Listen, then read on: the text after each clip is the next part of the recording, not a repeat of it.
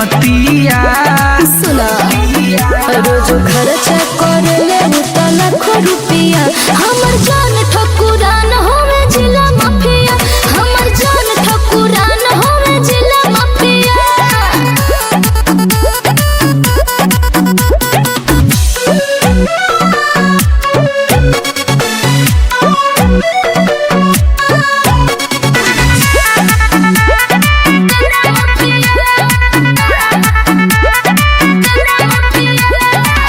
ऐसन वैसन से डेराई ना हमरे एरिया के हई हम बड़का दबंग रे सिला जवार में हमारे बचलती जकरा जो ताला ओकर हमार बापरती ऐसा चका हो ओकरा से तो पूरा शहर डरेला तो दिन दहाड़े मर्डर करेला जनी हमके देखाऊ अपन अखिया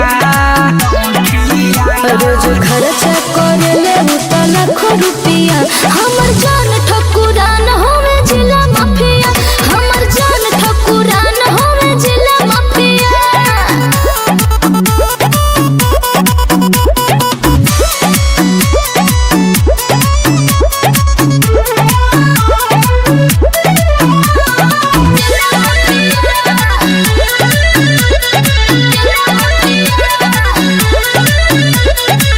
अभी हमारा औकात कहाँ देखले झूठो के हमारा भीरी बाड़े फेंकले के बे हमारा जे सामने आई सब रंगदारी के भूत भागे जाई वह सच का